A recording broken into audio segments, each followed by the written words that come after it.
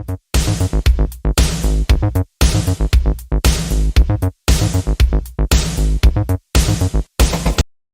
everybody, I hope you guys are doing fantastically today. We are back with another beginner's guide to War Thunder tech trees.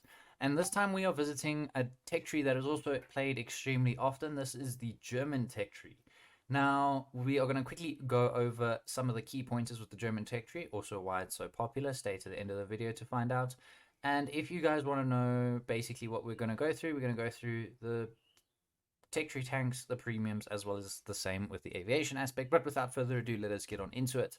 The Panzer 38 or 35T, sorry, and the Panzer 38T are Czech tanks that were taken over by the Germans when they conquered Czechoslovakia, and as a result, they upgraded them ever so slightly. But the original tank design remains the same, just a testament to how much the Czech designs were very good because the Germans didn't change them much. The tank features a substantial amount of armor for the BR in terms of its angling and all sorts of funny business that goes on with bumps and stuff, but the gun is what you're really looking at. The 37mm gun is very potent, and the mobility on this tank is pretty mediocre, to be brutally honest. The 38T as well as the 38NA are derivatives of the same tank. The 38NA is a prototype, if I'm not mistaken, sorry. The Panzer III BEs and the Panzer III Fs and J, very, very lethal tanks at the BR that they sit at. They've got very potent guns, but they have an extremely slow turret traverse, as well as being extremely vulnerable to turret shots and hull side-on shots. The Panzer IVs suffer from much the same problem. The Panzer IIs carry autocannons, which lack the penetrative capability of the main caliber cannons that generally are found on the German vehicles. However, that being said, the Panzer II series tanks autocannons are still dangerous because they have an HVAP shell. In terms of anti-aircraft, the flak panzers are pretty good, very slow turret reverse, which makes them better at actually dealing with ground targets as opposed to aerial targets. The Sonderkraftfahrzeug 222 has pretty little. It's got a pretty good gun and very little in the way of armor. It's basically a reconnaissance car, and much like the flak panzers, it is better at taking out ground targets than it is aerial targets. The SDKVZ62 is a little bit better. This is where you start to see a little bit of better performance in terms of anti-aircraft guns. When it comes to dealing with aerial targets, because the 37mm Flak 36 cannon has an incredible velocity and it allows you to target aircraft with relative ease. The turret reverse on this is also pretty good. Self-propelled guns, you start off with the SIG SFL and then you move on to the Panzerjägers, Marders, and Stuks. The opening SPGs are pretty much derp cannons except for the Marders and the Panzerjägers. The SIG is a HE slinger and as a result has a massive caliber of 150mm, and it's basically just splats the enemy, like just pop. The high explosive in this thing is insane. The Panzerjäger is pretty decent and it has a very good gun. The 47mm is pretty decent. It's also a squeeze bore. The Marder 3 is where you start to see a little bit more of an improvement from the self-propelled guns, at least at rank 1, and also is pretty lethal. Moving on, you've got the Puma, the Dicker Max. All of these are very big guns. We're just going to go from left to right. In terms of the SPGs, the Germans' SPGs are very dangerous in terms they have very good guns, but their armor is non-existent and their crew survivability is very poor. The heavy tanks, I need not say anymore. The Tiger E's, so long as you angle, are very dangerous. So the moment you stop angling at your enemy, it becomes a very, what's the word? Not obsolete, but it becomes a very different ballgame. The Panthers are incredible because you don't have to angle, or you can angle. It's advised that you angle, but you don't have to angle as much as the Tiger, and they have a pretty deadly 75mm gun. The Wirbelwinds and the Ostwinds are both very capable SPAAs, and more than once have knocked me very clean out of the sky.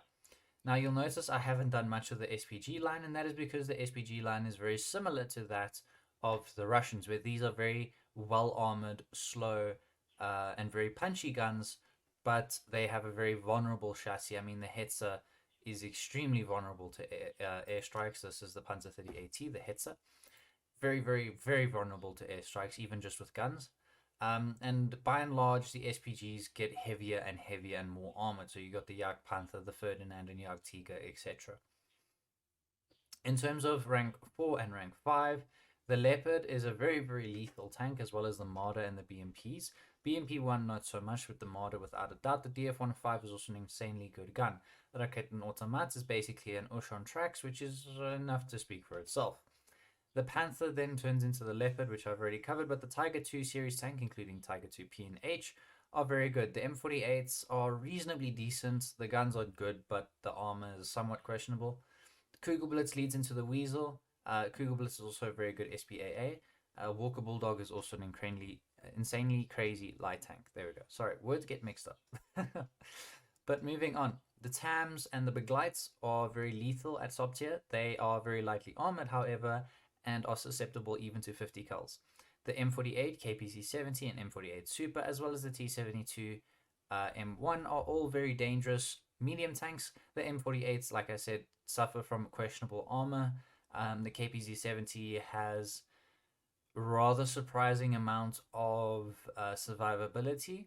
And the Leopard 2K with the autocannon on top, as well as the 120mm gun, this thing is insanely powerful. The Leopard 1A1, well, A1A1 and the A1A5 yesterday. Sorry, guys. Are very good early stage Leopards when they lead into the 2A4s and 2A5s and 6s and the PSO. The Gepards are insanely good anti-aircraft guns and arguably OP, but I digress. In terms of them being gun SPAAs, they're incredibly good. The tracking is also really good. They also have a variable timed fuse round, so they can proxy fuse aircraft. The Ocelots are very good. The Flakrad Panzer less so, and the Flakrad Rad, yeah, that name in the top right corner there, that whole thing, the Flakrad Rad. This thing is basically a knockoff Panzer. It's got a substantially less range, and no gun to protect yourself. The Puma is an insanely good IFE. It still remains a very good light tank, even at 10.0. But that is all for German ground. Let us quickly squiz German aviation. So I'm not going to go into too much depth because there is, again, it suffers from the same problem as the British tech tree, where there's a lot of repetition and similar playstyle. But by and large, what you see here is what you get.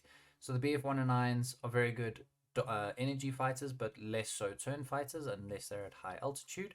They can't outturn the Japanese or the British Spitfires, the Japanese Zeros, but they can still hold toe-to-toe with them if you play smart.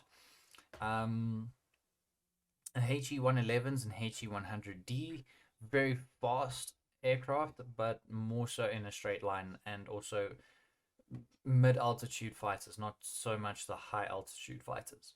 The Ju-87s are very good CAS aircraft, and the Dornier 17s and HE-111s, as well as the BV-138s, are very good bomber aircraft for their BR.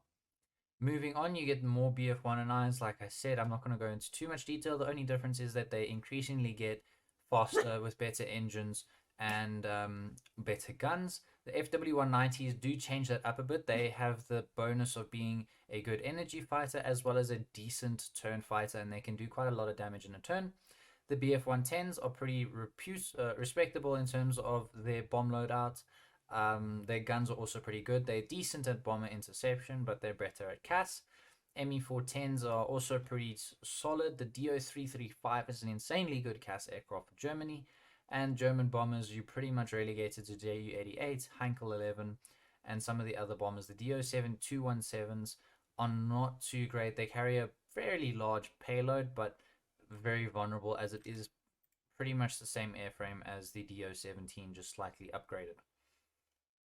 In terms of your later stage aircraft, you have the 262s, which are really good for early jets, and the F-14s. MiG, you've got a couple of MiGs scattered around. The G91 is an insanely good aircraft. It's a very good fighter. MiG-21, the F-104 all of the late German jets are pretty good because they basically take the best of the other nation jets and they kind of just upgrade them a little bit more with a couple of engine boosts here and there or armament difference or whatever the case is. But that is really it when it comes to the German aviation. The premiums are also pretty complementary to your lineups for both ground and aviation. So do consider getting some of those if you don't particularly feel like grinding out on a tech tree vehicle. But the reason, so in summary, the Germans have, let me just remove this play card, sorry. The Germans, in terms of aviation, have mostly energy fighters with decent CAS capability and somewhat lackluster bomber armaments. In terms of ground, the Germans have pretty reliable armor, fairly capable guns, punchy guns nonetheless, and also have a vast array of different vehicles available to you to play. The reason, I suppose, why this is a very popular place, tech tree with new players and the playstyle that it offers is that the German tech tree is equally as forgiving, if not even more forgiving, than the Russians because the Germans have a very, very good APHE round, which allows you to basically one shot tanks, especially at early tiers. And the later German tanks are insanely good if you know how to play them, which also the learning curve is fairly, fairly small.